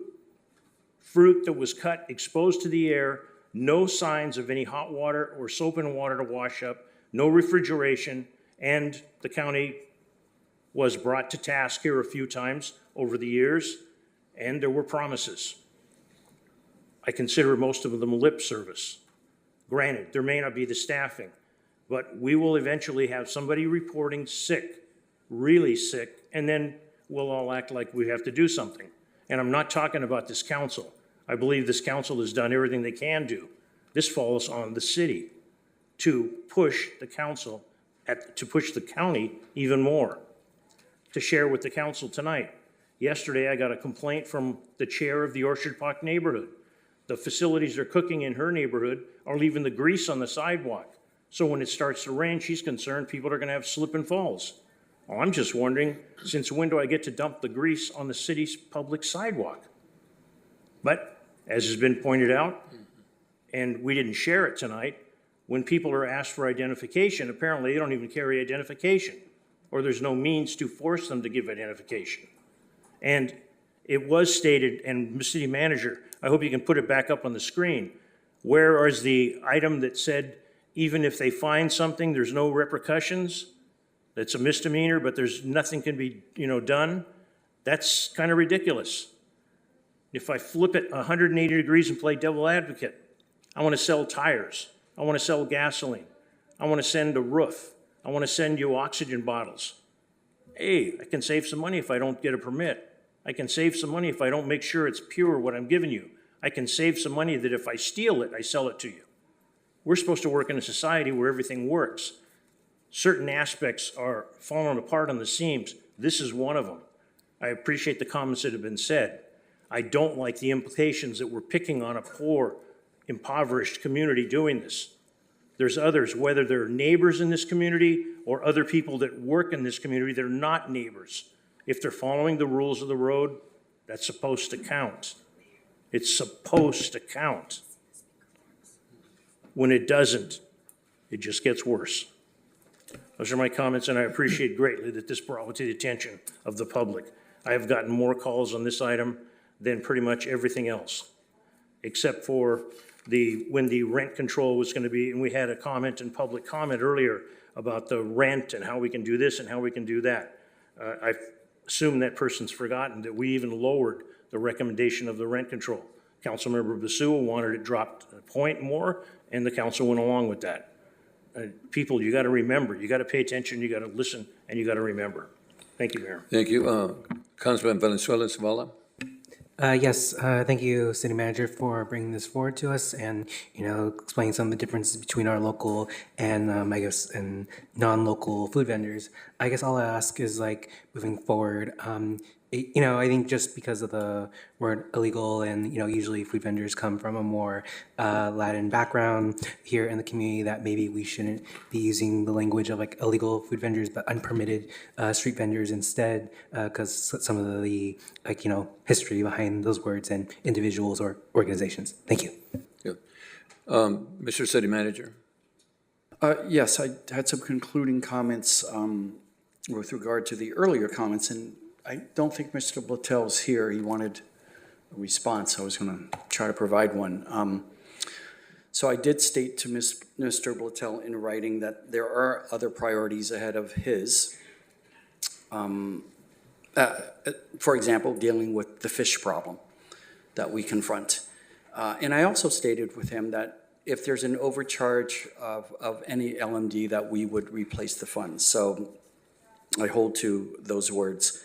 With regard to the fish problem, that most recent update on the homeless crisis was intended to be an update about the problem statewide. We've had plenty of updates and specific staff reports with regard to the local homeless crisis here in Oxnard. So, if you didn't see those or maybe you forgot about them, they are recorded. And given the depth and the breadth and the scale of the problem, we will have more of those local reports, certainly. And to Mr. Gleason, who said that you were told that this school district and the city aren't on speaking terms, I don't know who you listened to. That's certainly not true. I actually had, even this week, I had exchanges with the superintendent of the high school district. So don't believe everything you hear. And finally, fish housing is the solution. Thank you, and Merry Christmas. Thank you. Thank you. Any other speakers on this item? Mayor Zaragoza, there's no speakers virtually or in person. Thank you. So now we're going to item I, and this is City Council Housing Directors, and this is time for our members to make any brief announcements on their activities, and also if they have any items they'd like to have future agendas. And 3 minutes, and we'll start off with Councilman Turan. Thank you, Mayor. I attended the Christmas tree lighting, which I'm sure most of my colleagues here will attest to as well. I just want to thank the Oxnard downtowners for working on coordination for that, for city staff who were involved in that, and for especially our public works. I was at a meeting at Starbucks at the corner of 5th and B, and happened across Mr. Howlett, who is working with staff to get the lights put up and test all the electricity and everything. And it's a reminder to me that these things just don't magically happen. There are folks who are directly involved in making these things happen. And I hope that folks appreciate that. And thank you again, Mr. Wolf, to you and your staff. And thanks to those who planned it. Also was able to speak to 2 classes for Mr. Jaime Moreno's class for Oxnard High School at his request. And we spoke about local government and its structure, and a little bit about my journey from growing up in Oxnard as well, and just kind of my family's history and how that led to where I am today. And I always say my story is not a unique one. Growing up with many family challenges and community challenges, I take those to heart in every decision I make up here. And lastly, there is a River Park Neighborhood Council meeting in District 2 tomorrow, the 6th at 6 p.m. at Rio Vista Middle School. It's their first meeting going back indoors after the summer, so folks can come out and know that they'll be warm because they're no longer meeting at the gazebo. It was a little chilly last time, and probably less mosquitoes as well. And I do want to thank all the speakers who came out tonight and will speak on future items that we haven't gotten to yet, and those who speak at every meeting, because part of what I did when I spoke at Mr. Moreno's classroom was talk about with students, this is a forum that's open to every single person who's a constituent. If, it doesn't matter how old you are, doesn't matter if you're eligible to vote, doesn't matter where your citizenship status is, what language you speak, every person has a constitutional right to come and speak to their local government and tell them what they agree with, disagree with, and share with them their thoughts on items that pertain to them as constituents in the community. So those are my comments. Thank you, Mayor. Thank you, Councilman Madrigal. Thank you very much. Again, I was a bit late for the tree lighting event, but I did happen to buy some food and be a few minutes late. On Saturday, I had the privilege of participating in the Christmas parade. It's always a pleasure and an honor to come out in the parade. And lastly, I just want to invite everyone next Thursday, December 14th at Rose Avenue School. They have their annual Las Posadas event, the Rose Park neighborhood. If you go, please bring a dish. It's a wonderful attended event with many gifts for the children of the neighborhood. So thank you very much. Thank you. Councilman Basua. I always miss that event. And that's always because I have a work event, but I've always wanted to go. Okay. I attended the tree lighting ceremony, and I want to make a comment in regards to the speakers that spoke today. I am all about transparency and having people come up here and have them voice their opinion. What I find so interesting is that, we sit here and we listen, but then they walk out because they don't want to listen to us. So I want to make that comment because we're speaking about behavior, and I'm, very critical on behavior, and it's okay to agree to disagree. And I think that's what really makes this country so wonderful, that we have a voice, and I appreciate the speakers that come out here and take their time to come out here and express how they feel. And that really makes a difference, regardless if we agree with them or not. I want to acknowledge that, but I also want to make sure that I say that it works both ways. I'll listen to you, but please give us the courtesy to listen to us. And that's all I have to say. Thank you. Councilor Prelum? Thank you. I appreciate the speakers that spoke. I would just like to piggyback on Councilmember Basua's comment. Some of the speakers articulate, they bring up tremendous points, but when they leave and the method by which they leave, you kind of diminish the message that you were carrying, in my opinion. I'll share with you the past couple of weeks. Had the opportunity to ride in the Christmas parade with Dan and Barbara Pinedo. The reason I asked them to ride, they've done a tremendous lot for volunteering, photography, a lot of different things for the El Rio community they live in, the school district, the Rio School District that they've lived in, and the city of Oxnard, neighborhood councils, etc. I had the opportunity again with my fellow council members of the tree lighting. Very nice. I had the opportunity to represent the city of Oxnard at an event welcoming the new council for the nation of Mexico. And it was very interesting. The gentleman, articulate, interesting, something that share with the fellow council members. He has a very big interest in changing, culture may not be the right word, but changing the amount of trust that people that are farm workers that come from another country here and they receive their pay in the form of cash. He hopes that they will start to use a bank, because in receiving their pay in the form of cash, there is an element of the community that knows they're carrying cash, setting them up to be robbed, and that's a big issue. So he's trying to work with, and this, the building and the organization that had the event, community school district issue with a credit union, they're committed to work with him, and he's hoping to work with other banks.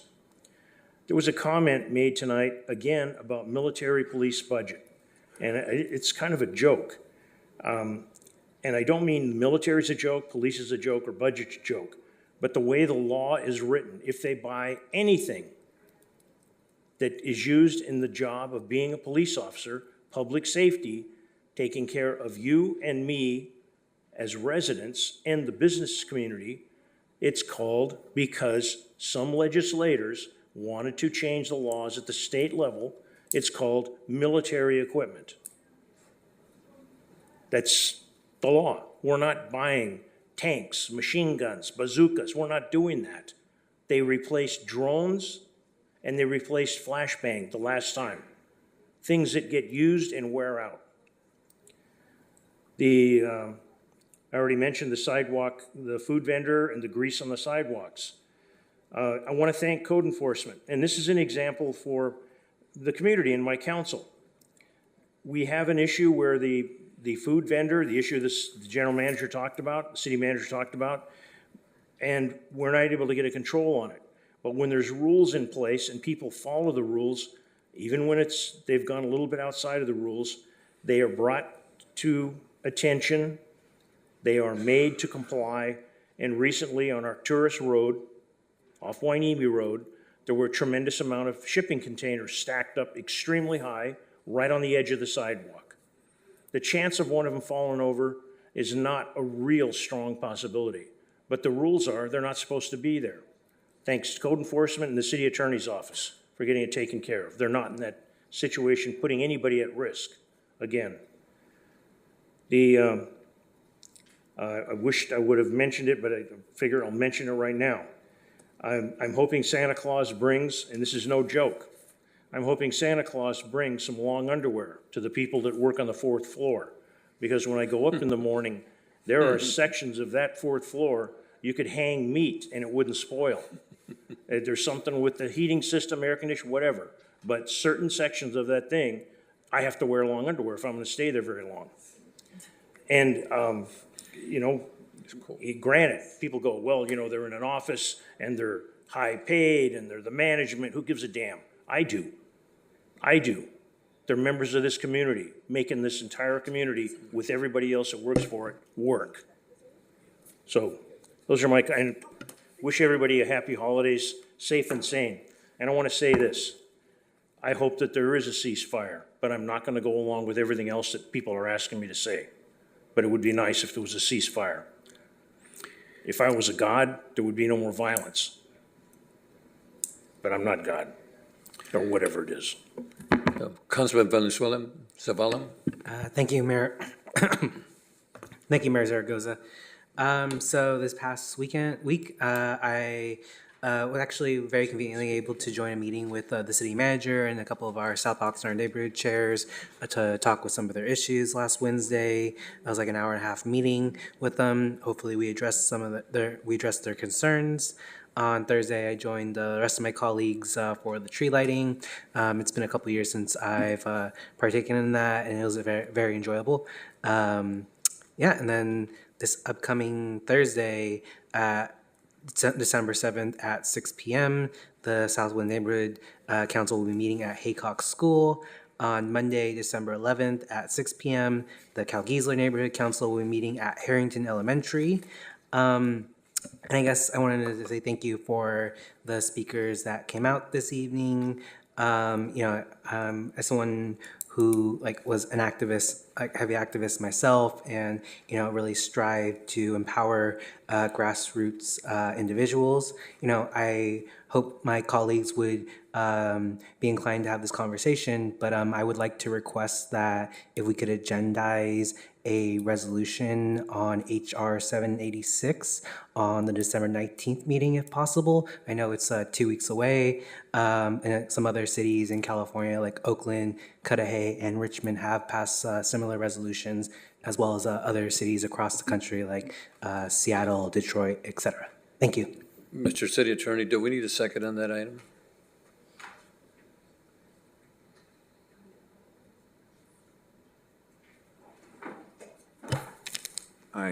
Let me get the chapter and verse out of your procedures manual so that we get this straight. Okay.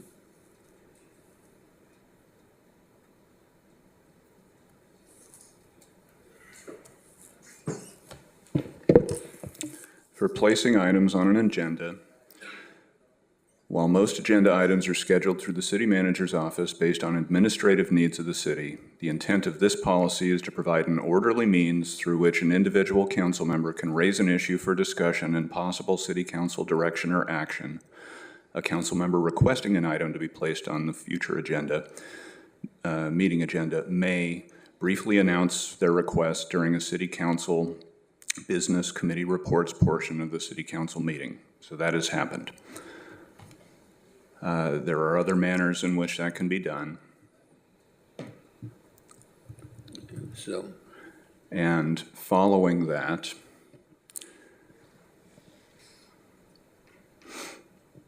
that request shall be referred to the city council committee most related to the subject of the request, unless the need for action requires the item to be considered sooner, in which case the item may be placed on the agenda for the next council meeting at the discretion of the mayor and mayor pro tem. Councilman Peralta. Madam City Clerk, what was the motion? Can you repeat the motion? No, there was Mayor, no I don't motion. think there was a motion. I think it was a request. It was a request. He was requesting, but there was still no motion to. Well, my question was, do we need a motion to consider that in the future, or I think you mentioned it goes to the committee or in the future So agenda? the typical route is it would go to the committee, and then the committee, if a majority of the committee agrees the city council should consider the item, the city manager will determine when to place the item on a future agenda based on the time necessary to complete the research and staff workload considerations and the effect on the city council established priorities. Mr. City Attorney, what committee would that pertain to? I would say finance and governance. Okay. It's not, so there's a different section of the procedures manual that talks about these position type items. And what the manual says is to that the city council has occasionally debated whether it should take positions of a broader nature or limit itself to purely historically. Oxnard city councils have chosen to not take positions on issues outside of their immediate authority to affect.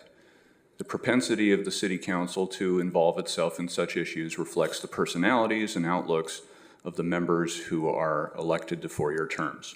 So there is no hard and fast rule. Quick question.